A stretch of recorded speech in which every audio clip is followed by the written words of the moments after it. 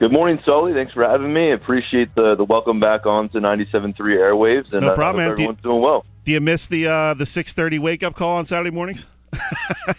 Don't miss that. I don't miss driving home to Cape May County afterward, along with all the beach traffic. But everything between when I got in the studio to when I left the studio, definitely, man. Definitely a lot of fond memories there with 97.3 on Friday nights with football coverage and, of course, Saturday mornings. A lot of fun back there, so I'm glad to see you guys are keeping the ball rolling. I don't know how you did it for 3 hours. I mean, with myself, we're down to 2 hours, but we might have needed 3 hours today. We had some great guests on, and obviously we're finishing up with you. So we wanted to it's midsummer here, so we wanted to kind of get the football fire stoked a little bit and talk some recruiting. Obviously, Rutgers has been in the news the last 6 months or so with a bunch of Cedar Creek guys and also some great recruits from up in North Jersey. And where do they stand nationally in terms of their recruiting classes for this year and next? Yeah, I think, well, when you look at the class that they just brought in, so the freshmen who enrolled in June, that would be the 2017 recruiting class. You know, they fared fairly well considering they were winless in the Big Ten, and a lot of those games they got smoked. They finished with the top 10 class overall. Depending on what ranking system you look at, they're top 40, top 50 nationally. They're top 10 in the Big Ten. They were able to secure some blue-chip players. You mentioned the importance of getting it done with those North Jersey powerhouse programs. They're going to have to continue to work on that. They've got a former quarterback, Mike Teal, who was there for the Ray Rice, Greg Schiano, Kenny Britt Arrow, and Rutgers was extremely successful. I was a part of that recruiting staff back then, and Mike Teal is now a leader of Don Bosco Prep. So I'd imagine that only helps them. Don Bosco is a national powerhouse. There's a Rutgers guy running the show there. But you mentioned, they're doing their diligence in South Jersey, and I think that's something that they maybe had slid on a little bit in the final few years of Coach Flood's tenure, and perhaps they needed to recalibrate things with how they handle recruiting in South Jersey. I think they've done a nice job targeting specific areas. You got to get it done with Cedar Creek, Timber Creek. These are schools that seemingly produce players every year now. So hats off to the respective coaching staffs at both those schools. And when you look at things now, they've got a couple of Cedar Creek guys on the 2017 class, Owen Bowles and Bo Melton. You've got the Mitchell brothers both on that roster out of Cedar Creek. And then Timber Creek, they bring in a pretty compelling defensive back in the 2017 class with Najee Jones. And they've got another Timber Creek player on the 2018 class going into his senior year. And that Deion Jennings, another guy I think is going to land the defensive backfield. So, I think the important thing, and from a lot of people's perspective, is that they need to get the whole state on board with the program, because you've got Penn State, you've got Notre Dame, Ohio State, Michigan, Maryland. All these teams are laying siege to the Garden State.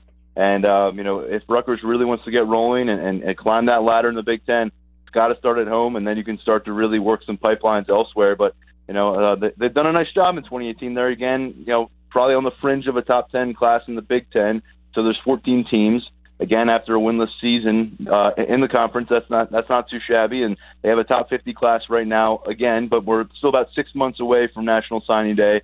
And there's another player of interest, I know for your listeners, from Vineland, New Jersey, Isaiah Pacheco, a guy who I know really took the ball.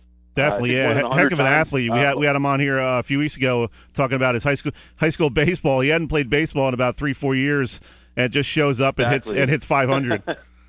He's one of those guys. He's a guy that you can put on any kind of field, and he'll figure it out, it would seem. So I think he played, quarterback, but what you really get excited about him is his ability out of the backfield as a runner, I think.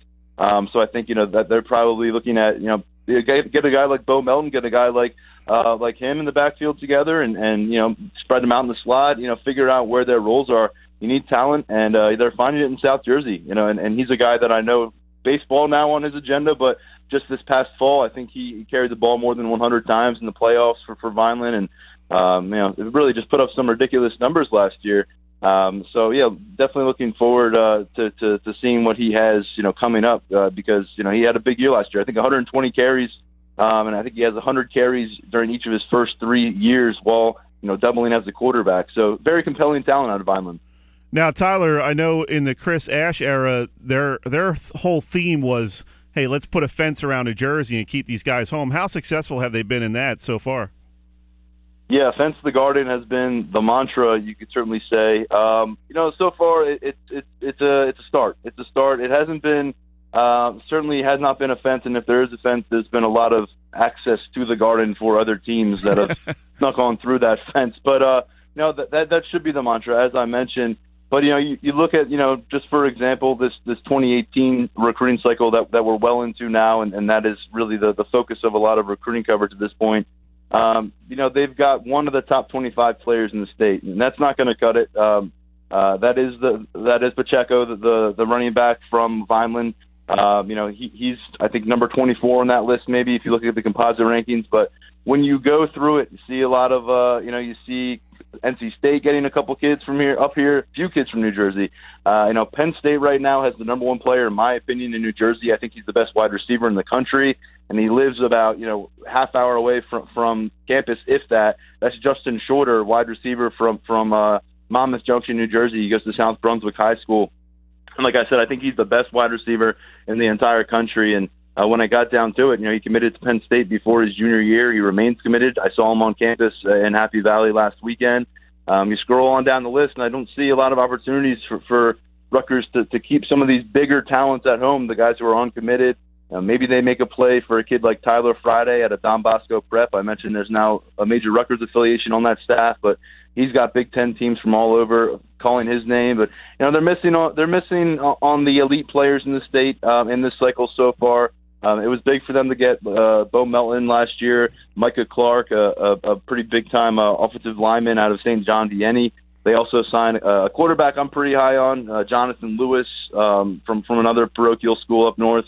But they've got work to do, and it's not going to happen. They got to go out, they got to win some key Big Ten games, and they got to reinforce the sentiment that momentum is moving in the right direction in order to get these New Jersey kids to buy in, because you get an opportunity to play at a school that more lately has achieved greater things and put more players in the NFL.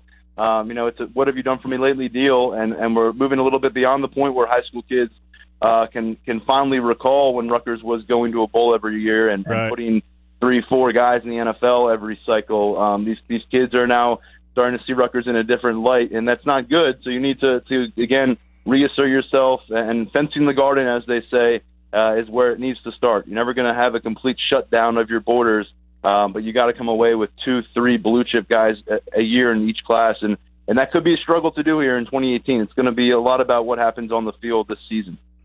Now, Tyler, real quick, tell us about this kid, Devin Leary from Timber Creek. He's committed to NC State, quarterback. He's the real deal. I mean, I saw him play, I think when he was a sophomore maybe, against Mainland, and this kid was slinging the ball all over the field, and he's been to the Gruden camp. So this is a legit, top 5 quarterback prospect in the nation, right? Yeah, I've been banging the drum for Devin Leary since, the tail end of his sophomore year, I feel like, and, telling people, whoever would listen to me around the country, that this is a blue-chip quarterback prospect coming up from Southern New Jersey. There's been a lot of discussion about the 2018 New Jersey quarterback class with him and Alan Walters, who goes to the Petty School near Princeton, and then Artur Sitkowski, who previously played in the state. He's now going to IMG in Florida, IMG Academy. But I've been thinking for a while that Devin Leary was the best of the bunch.